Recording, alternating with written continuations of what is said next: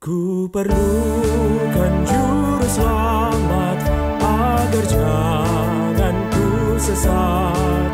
Selalu harus ku rasakan bahwa Tuhanku dekat. Maka jiwaku tenang, takkan ragu dan enggan. Bapak, Ibu, dan Saudara sekalian dimanapun berada, jumpa lagi di Renungan Harian Sulung. Sebelum membaca dan merenungkan firman Tuhan, mari kita berdoa. Ya Tuhan, kami rindu mendengar suara-Mu. Berfirmanlah dalam hati kami, dan buatlah kami mengerti isi hati-Mu. Dalam nama Tuhan Yesus kami berdoa. Amin. Saudara, firman Tuhan hari ini akan direnungkan dari Roma 5 ayat 8 demikian. Akan tetapi Allah menunjukkan kasih-Nya kepada kita oleh karena Kristus telah mati untuk kita ketika kita masih berdosa. Saudara-saudara sekalian, jika ada orang yang karena berjuang menegakkan kebenaran dibenci banyak orang dan dihadapkan ke pengadilan yang sangat berkuasa dan korup, adakah orang yang mau mengorbankan diri sampai mati untuk membela orang tersebut? Para murid Tuhan Yesus tahu dengan jelas siapa Tuhan Yesus dan mengapa pihak otoritas Yahudi menyeretnya ke pengadilan.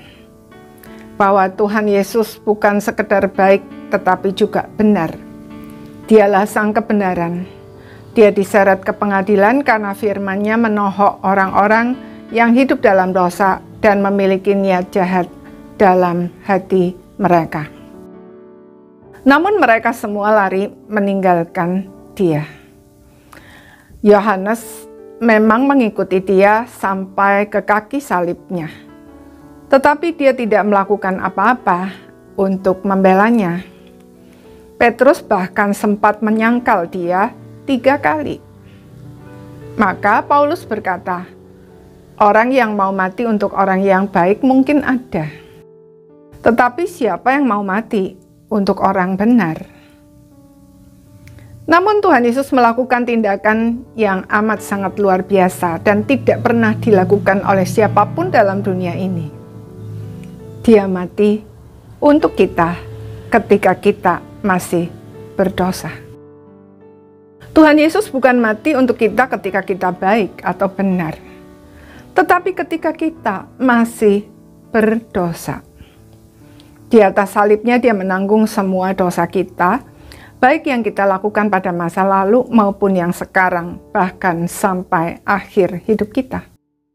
Melalui pengorbanannya itu, orang percaya dianggap benar dan diperdamaikan dengan Allah.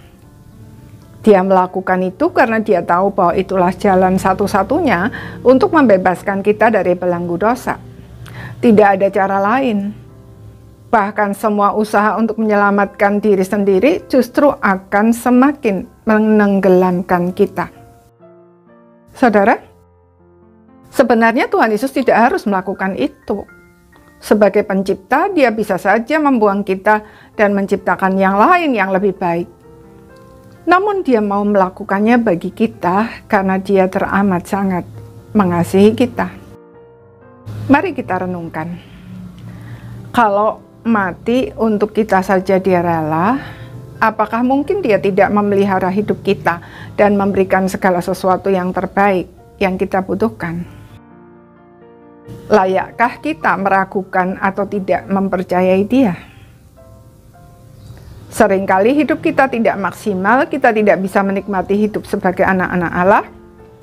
Tidak ada damai dan sukacita dalam hati, bukan karena Tuhan tidak menyediakan semuanya bagi kita, tetapi karena kita tidak mempercayai Dia. Terkadang kita bahkan menjadikan Tuhan sebagai kambing hitam dari semua hal buruk yang menimpa kita. Seperti Adam, kita berkata, aku jatuh ke dalam dosa karena engkau memberikan perempuan itu. Karena engkau memberikan orang tua, anak, menantu, atasan, lingkungan yang tidak baik. Jadi itu semua salahmu. Benarkah saudara?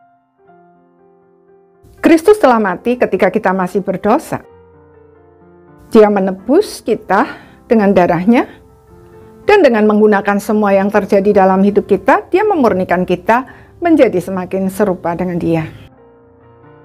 Orang yang benar-benar memahami kebenaran yang maha dahsyat ini akan menghadapi apapun yang terjadi dengan ucapan syukur dan menerimanya sebagai momen untuk semakin dimurnikan. Dengan demikian kita dapat mempersembahkan hidup kita secara maksimal bagi kemuliaan-Nya. Paulus di dalam 1 Korintus 15 ayat 10 berkata, "Tetapi karena kasih karunia Allah, aku adalah sebagaimana aku ada sekarang. Dan kasih karunia yang dianugerahkannya kepadaku tidak sia-sia. Sebaliknya, aku telah bekerja lebih keras daripada mereka semua. Tetapi bukannya aku, melainkan kasih karunia Allah yang menyertai aku." Kiranya tekad Paulus ini juga menjadi tekad kita. Dan dengan bersandar kepada Tuhan, kita akan bertumbuh menjadi semakin serupa dengan Tuhan Yesus. Amin. Mari kita berdoa. Tuhan, kami bersyukur karena Engkau begitu mengasihi kami sehingga Engkau rela mati buat kami ketika kami masih berdosa. Ampuni kami Tuhan jikalau kami seringkali meragukan-Mu. Tolonglah kami untuk hari demi hari kami belajar percaya, walaupun kami tidak paham, tapi biarlah kami boleh mengikuti-Mu di dalam iman, karena kami percaya Engkau akan membawa kami ke tempat yang mulia, dan memakai hidup kami menjadi alat kemuliaan-Mu. Dalam nama Tuhan Yesus kami berdoa. Amin. Selamat beraktivitas. Tuhan memberkati. Bila